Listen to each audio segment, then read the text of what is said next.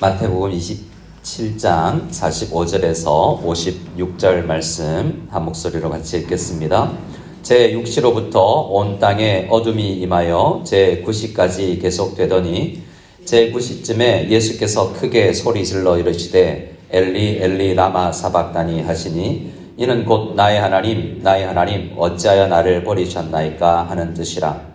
거기 섰던 자 중 어떤 이들이 듣고 이르되 이 사람이 엘리야를 부른다 하고 그 중에 한 사람이 곧 달려가서 해면을 가져다가 신포도에 적시어 갈대에 꿰어 마시게 하거늘 그 남은 사람들이 이르되 가만두라 엘리야가 와서 그를 구원하나 보자 하더라. 예수께서 다시 크게 소리 지르시고 영혼이 떠나시니라. 이에 성소 휘장이 위로부터 아래까지 찢어져 둘이 되고 땅이 진동하며 바위가 터지고 무덤들이 열리며 자던 성도의 몸이 많이 일어나되 예수의 부활 후에 그들이 무덤에서 나와서 거룩한 성에 들어가 많은 사람에게 보이니라. 백부장과 및 함께 예수를 지키던 자들이 지진과 그 일어난 일들을 보고 심히 두려워하여 이르되 이는 진실로 하나님의 아들이었도다 하더라. 예수를 섬기며 갈릴리에서부터 따라온 많은 여자가 거기 있어 멀리서 바라보고 있으니 그 중에는 막달라 마리아와 또 야고보와 요셉의 어머니 마리아와 또 세베대의 아들들의 어머니도 있더라. 아멘. 오늘 말씀은 45절에 제6시부터 제9시까지 어둠이 계속되었다라는 예수님께서 십자가에 달리셨을 때에 그 당시에 일어났던 현상을 이야기를 하면서 시작을 합니다. 여기서 시간은 마태복음에서는 여기서 시간이 먼저 이제 처음 등장하는데요. 다른 복음서들을 함께 살펴보면 예수님은 밤새 이 공회에 잡혀가셔서 고문을 받으시고 재판을 받으시고 새벽 5시쯤에 빌라도에게 끌려왔던 것으로 되어 있습니다. 그리고 끌려가서 예수님은 아침 9시경에 십자가에 달리셨어요. 그때로부터 이제 시간이 지나서 제6시라 하면 오늘 이 45절은 낮 12시를 이야기합니다. 낮 12시부터 제9시까지는 오후 3시를 이야기하는데요. 예수님께서 전체 시간은 십자가에 달리신 시간은 그래서 한 6시간 정도라고 볼 수 있습니다. 그 중에서 3시간이 온 땅에 어둠이 임하였다라고 이야기하죠. 그런데 예수님께서 달려 있으실 때에 십자가에 그 피 흘리며 고통을 당하고 있을 때 일어났던 현상은 이것만이 아닙니다. 51절의 말씀에 보면 성소 휘장이 위로부터 아래까지 찢어져서 둘이 되었다라고 이야기하고요. 또 다른 현상이 있습니다. 땅이 진동하였고 바위가 터져버렸다라고 이야기합니다. 그뿐만이 아닙니다. 52절에는 무덤들이 열리며 자던 성도의 몸이 많이 일어났고 그리고 사람들은 몰랐지만 많은 성도들이 일어났고 그 후에 예수님이 부활이 있은 후에 이 죽었던 사람들이 일어나서 예루살렘 거룩한 성에 들어가서 여러 사람에게 나는 그때 일어났던 것 같다라고 이야기를 해주었던 것 같습니다. 자, 예수님께서 십자가를 지시는데 그 옆에 있었던 사람들은 어떤 반응을 보이는지도 보여주고 있습니다. 47절에 거기 섰던 자 중에 어떤 이들이 예수님의 마지막 외침과 기도와 하나님에 대한 그런 신앙의 고백을 듣고 예수님의 말씀을 듣고 이 사람이 엘리야를 부른다라고 착각하고 오해할 뿐만 아니라 그 사람들 대부분이 49절에 가만두어라 엘리야가 와서 그를 구원하나 보자라고 구경꾼으로 예수님의 기도를 희롱하고 놀리고 있는 모습을 봅니다. 물론 48절에 그 중에 한 사람은 측은지심이 있어서 달려가서 해면을 가져다가 신포도를 적시어서 예수님께 갖다 대었다라고 이야기를 하죠. 하지만 대부분의 사람들은 십자가에 멀찍이 서 있었고 또 많은 사람들은 예수님을 여전히 조롱하고 있었습니다.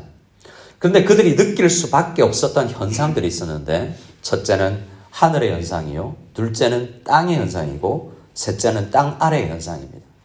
모든 피조 세계가 반응하고 있는데 오직 사람만이 십자가 앞에서 무덤덤할 뿐만 아니라 반응하고 있지 않을 뿐만 아니라 악랄하게 반응하고 있다는 것을 보여주고 있습니다.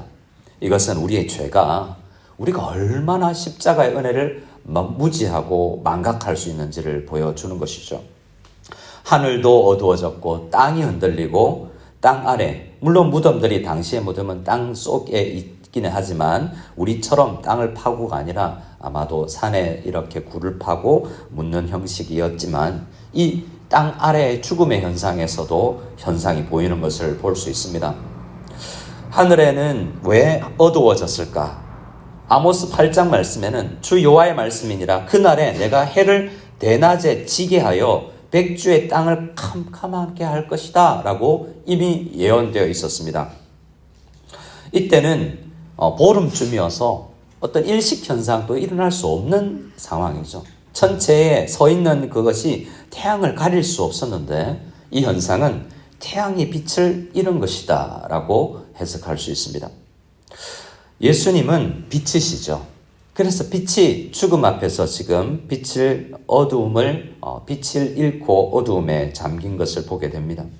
근데 예수님께서 보여주신 이 어두움은 곧 그가 부활하면서 다시 빛으로 올 것을 상징하고 골로새서에서 사도 바울은 우리를 흑암의 권세에서 건져서 그의 사랑의 아들의 나라로 우리를 옮기시기 위한 그런 전조라고도 볼 수 있습니다. 사도 바울은 회심할 때 사도행전 9장에서 빛이 일어났을 때 자기 눈이 감겼죠. 이렇게 빛은 예수님의 살아계심과 능력을 상징하는데 그것을 잃은 현장을 우리는 보는 것입니다. 성소 휘장은 어떻습니까? 이거 누가 알았을까요? 성소 휘장이 찢어진다는 것은 확인할 수 있는 사람이 제사장들밖에 없습니다. 지금 대부분의 제사장들은 예수님을 죽이는 데 앞장서고 있기 때문에 숨기려고 하면 숨겨졌겠죠. 왜냐하면 성소의 휘장이 찢어졌기 때문에 일반 백성들은 아무도 알 수가 없고 로마 사람들도 알 수 없습니다. 하지만 그 제사장들 사이에서도 이 소문이 이제 멈출 수 없었던 것이죠. 사도행전 6장 말씀에 보면 나중이지만 그때부터 나중까지 허다한 제사장의 무리도 이 도에 복종하니라 라고 이야기하고 있습니다. 십자가 앞에서 그들도 반응을 할 수밖에 없었던 일들이 일어났다는 거죠. 이 장막은 무엇을 상징합니까? 우리가 많이 들었고 알고 있는 것처럼 히브리서에서는 이 장막은 예수다라고 이야기합니다. 이 장막 예수라는 이야기는 예수께서 찢어지시면서 그렇게 예언되었던 죄의 구원을 받는 제사 제도는 이제 끝났고 이제는 예수를 통하여서 하나님 앞에 나아갈 수 있는 계기가 이제 시간이 열렸다라고 이야기하는 현상이 이 성소 휘장이 찢어진 것입니다. 땅이 진동하고 바위가 터졌다라고 하고 이 땅 아래에 죽음이 이 일부 예수님의 부활과 함께 성도의 몸이 일어나는 것을 보게 됩니다. 52절에 그냥 죽은 사람들이 일어난 것이 아니라 자던 성도의 몸이 많이 나왔다고 이야기하고 있죠. 예수님이 부활의 첫 열매이시고 예수님은 우리의 보정이 되셔서 우리 모든 사람들이 예수님 안에서 십자가를 통과하고 언젠가 우리 성도들, 우리의 몸도 일어나고 우리 아버지, 우리 어머니, 혹 우리 가족 중에서 먼저 간 성도들도 일어나게 될 것을 소망하게 하는 일들입니다. 하지만 이것은 죽은 자들도 반응했는데 살아있는 자들의 반응이 없었다라는 또 반증이기도 하죠.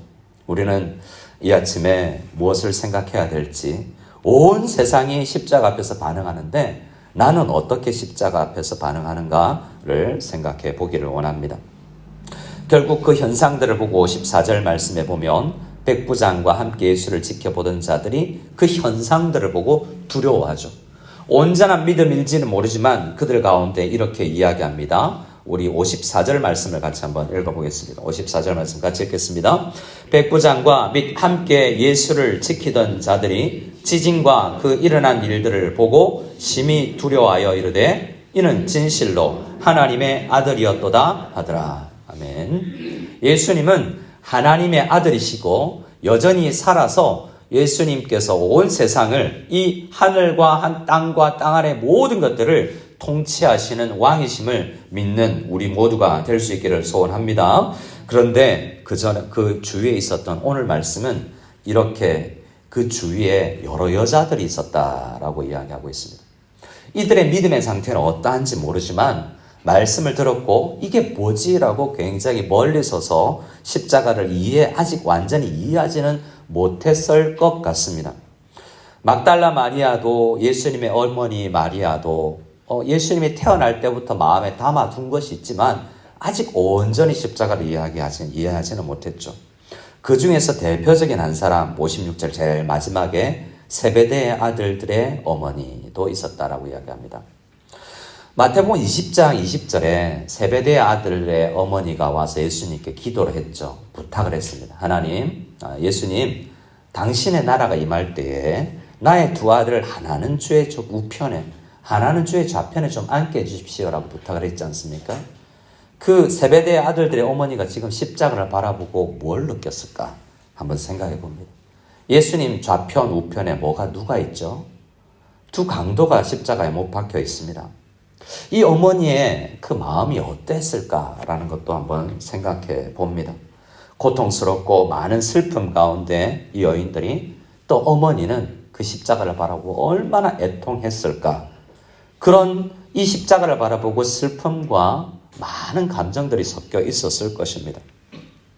그러나 그들이 아직은 깨닫지 못하고 있고 이 십자가가 그들의 기도가 열릴 수 있는, 응답될 수 있는 통로가 되었다라는 것을 그들은 아직은 모르고 있었어요. 오늘 본문에서 사실 가장 중요한 본문은 46절입니다. 우리가 아직 읽지 않았지만 46절 말씀을 조금 더 묵상하고 함께 기도하기를 원합니다. 우리 46절을 읽고 혹 성경이 있으신 분들은 우리 시편 22편 말씀도 함께 볼 수 있기를 원하고요. 혹시 성경이 없으신 분들은 우리 오늘 꼭 시편 22편을 기록해 놓았다가 읽었으면 좋겠습니다. 먼저 우리 27장 46절 말씀을 같이 한 목소리 읽겠습니다.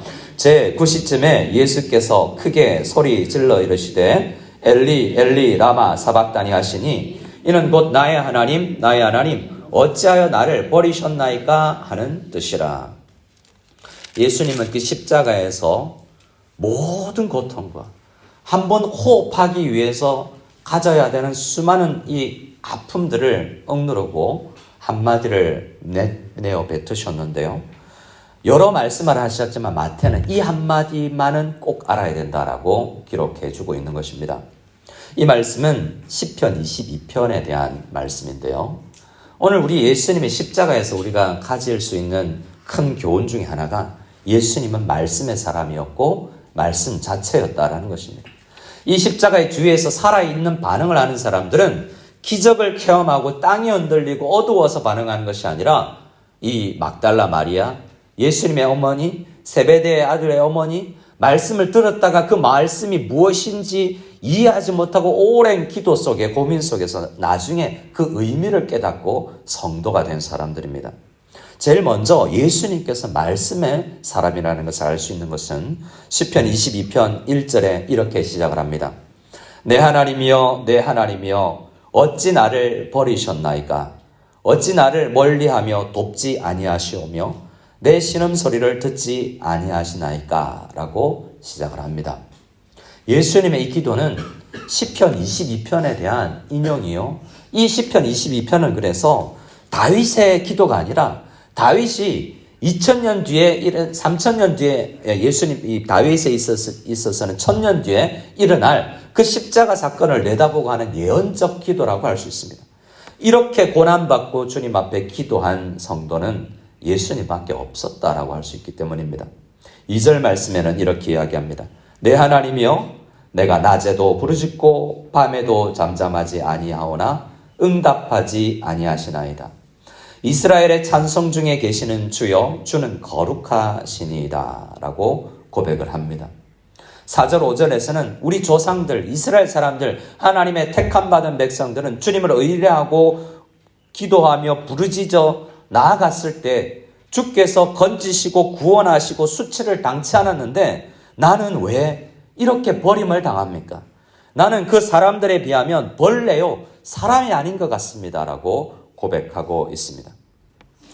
그리고 예수님께서 이 십자가 주변에서 옷을 나누어 가지는 그 이야기도 이 시편 22편에서 예언되었던 것입니다. 이 시편을 보면 전체를 보면 어떻게 타임머신을 타고 천년지를 가서 미래로 가서 보고 온 사람의 기도처럼 느껴져 있어요. 이건 다윗의 기도라고 할 수가 없을 정도로 예수님의 기도라고 밖에 할 수 없는 기도입니다. 시편 22편 11절에 나를 멀리하지 마옵소서. 19절에도 여호와여 나를 멀리하지 마옵소서라고 기도하고 있는 모습을 보는데요. 모든 성도의 그 아픔은 우리의 기도는 사실 병들어서 돈이 없어서 관계적 어려움에서 다양한 어려움 속에서 기도하는데요. 그 성도의 고통 중에 가장 큰 고통이 뭐냐면 아무것도 없어도 주님께서 임마누엘로 나와 함께 한다면 견딜 수가 있는 거예요. 그러니까 이 세상에 우리가 경험하는 모든 경험은 견딜 수가 있어요. 뭐만 있다면 하나님께서 나만 버리지 아니하시면 다 견딜 수 있다고 성도들은 이야기합니다.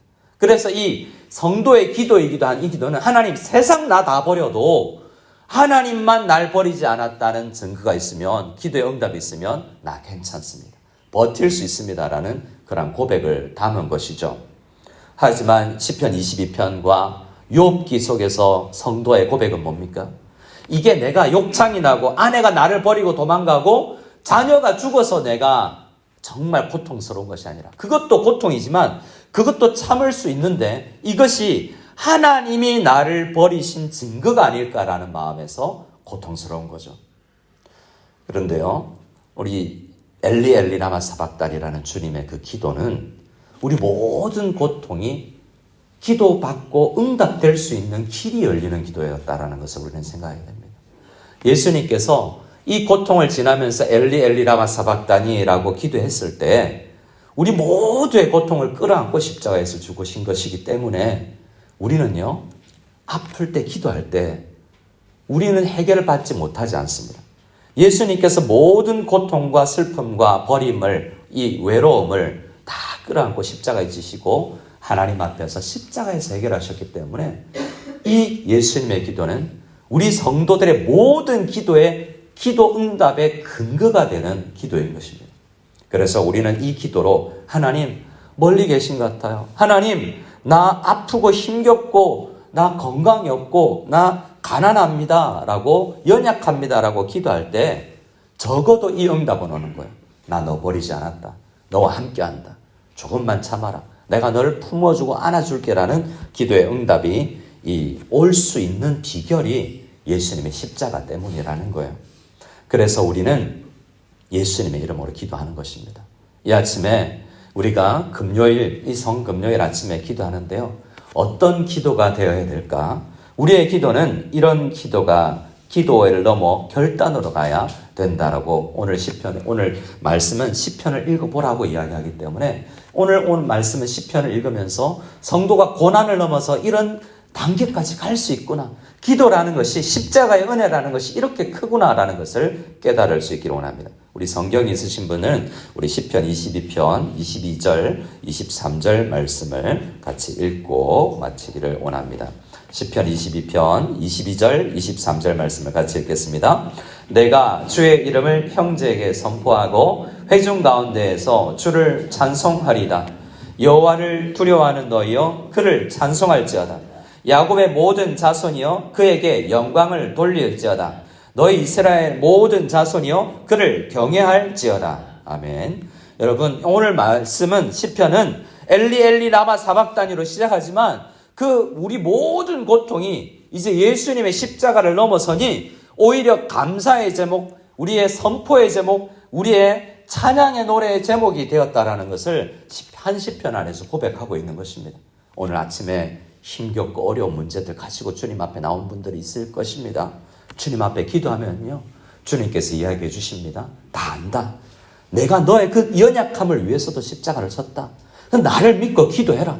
예수께서 그 십자가 위에서도 나의 하나님이라는 믿음이 흔들리지 않았던 것처럼, 그러나 우리 주님께서 응답하시고 우리를 찬송할 수 있게 하시고 다른 형제들에게 간증할 수 있게 해주시고 우리들에게는 얼굴을 가리고 캄캄함과 어두움이 아니라 기도 가운데 주의 얼굴을 볼 수 있는 놀라운 은혜와 영광이 우리에게 맛보게 해주실 것이다라고 약속하고 있는 것입니다. 우리 십자가에 있는 놀라운 주님의 영광을 발견할 수 있는 은혜가 우리 모두에게 있게 해달라고 이 아침에 찬양하며 기도하며 나갈 수 있는 모두가 될 수 있기를 소원합니다.